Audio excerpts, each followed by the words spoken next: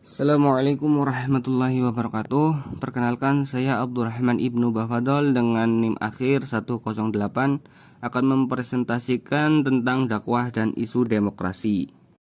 Pertama, demokrasi dalam agama Islam. Demokrasi dalam Islam sudah terlebih dahulu ada sebelum munculnya demokrasi Yunani yang dalam Islam dikenal dengan syura. Lebih lanjut lagi, Islam mengenal sistem penerimaan rakyat yang disebut baiat.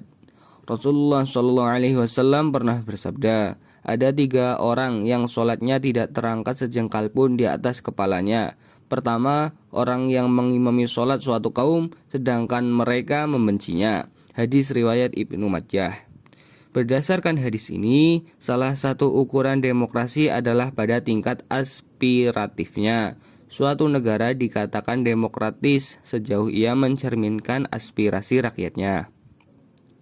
Substansi demokrasi sejalan dengan Islam. Terdapat pemilihan umum termasuk ke dalam jenis pemberian saksi, adanya kebebasan pers, dan mengeluarkan pendapat. Penetapan kebijakan berdasarkan suara mayoritas Islam, bukan hanya mendukung demokrasi, tapi justru mensyaratkan demokrasi. Kata permusyawaratan di dalam sila keempat merupakan inspirasi dari Quran surat Asy-Syura. Sistem demokrasi dalam Islam syura yang tentunya lebih jelas, teknik penerapannya tidak jauh berbeda. Baik syura maupun demokrasi umumnya adalah musyawarah dalam sebuah pengambilan keputusan. Prinsip syura dari segi hukum Islam dibenarkan jika hanya dalam hal-hal yang ma'ruf. Kebenaran tidak diukur dengan jumlah yang menyuarakannya. Pada sila keempat Pancasila, musyawarah yang dimaksud awalnya didasari pada prinsip syura dengan perwakilan kelompok-kelompok masyarakat. Pada hari ini, sistem perwakilan dalam konteks memilih pemimpin eksekutif telah berganti dengan sistem pemilihan langsung, one man one vote. Prinsip-prinsip demokrasi dalam Islam syura, suatu prinsip tentang cara pengambilan keputusan yang secara eksplisit ditegaskan dalam Al-Quran, yaitu terkandung dalam Quran surat Asy-Syura ayat 38 dan Quran surat Ali Imran ayat 159. Al-adlah adalah keadilan. Artinya dalam menegakkan hukum termasuk rekrutmen dalam berbagai jabatan pemerintahan harus dilakukan secara adil dan bijaksana. Tidak boleh kolusi dan nepotis. Arti pentingnya penegakan keadilan dalam sebuah pemerintahan ini ditegaskan oleh Allah Subhanahu wa taala dalam beberapa ayatnya. Di antara lain Quran surat An-Nisa ayat 58 dan Quran surat Al-Maidah ayat 8. Yang kedua, pengertian demokrasi terhadap antar umat beragama. Demokrasi merupakan sebuah sistem pemerintahan yang ditentukan oleh orientasi rakyat, maka timbullah slogan dari rakyat, oleh rakyat, untuk rakyat. Selain demokrasi, bentuk pemerintahan lain yaitu monarki, yaitu kebalikan dari sistem demokrasi, yang menganut satu pemimpin seperti kerajaan-kerajaan. Istilah demokrasi timbul dari bahasa Yunani, yaitu demos yang berarti rakyat dan kreatin yang berarti memerintah. Jadi demokrasi rakyat memiliki kekuatan, namun kebijakan ditentukan oleh pemerintah. Menurut pandangan kaum intelektual, bahwa sistem demokrasi hanya buatan manusia dari produk pemikiran negara barat dan bertentangan dengan agama dan cenderung sekuler. Banyak pemikir agama atau pemuka agama yang berpendapat seperti itu. Dengan begitu melupakan keberadaan agama, eksistensi of religious. Dari sini akhirnya pemikir dan pemuka agama mengusulkan bahwa demokrasi dengan model yang berlandaskan akidah dan sejalan dengan ajaran Islam.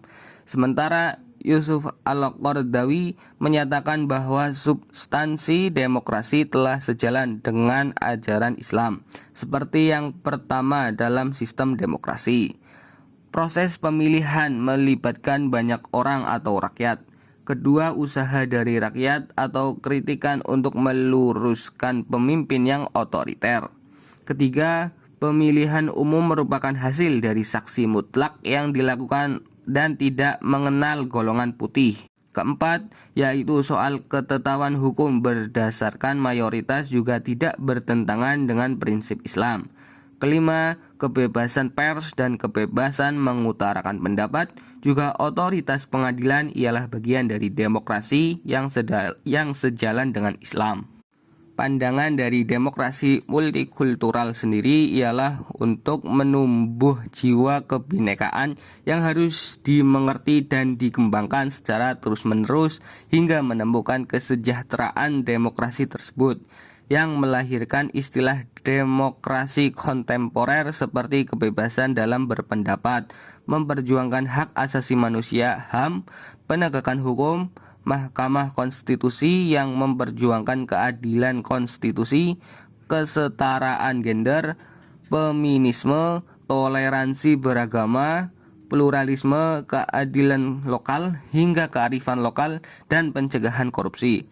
Meskipun hingga saat ini belum terbentuk hakikat dan format demokrasi dalam wacana pluralisme multikulturalisme yang damai, akan tetapi sikap kedamaian dan toleransi seharusnya kita tanamkan sendiri dalam jiwa individu masing-masing.